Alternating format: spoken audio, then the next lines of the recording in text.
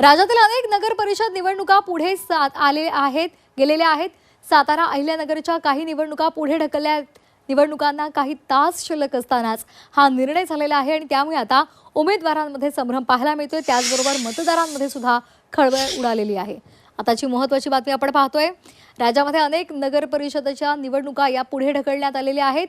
सातारा आणि अहिल्यानगरच्या काही निवडणुका पुढे ढकलल्या आहेत। निवडणुकांना काही तास शिल्लक असतानाच हा निर्णय झालेला आहे। त्यामुळे आता एकच संभ्रम पाहायला मिळतोय।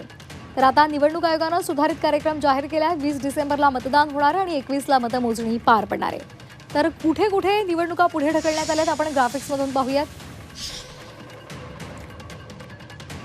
तर बारामती, फलटण, महाबळेश्वर, मंगळवेढा, यवतमाळ, अंजनगाव, सुरजी इथे निवडणुका लांबणीवर गेलेल्या आहेत।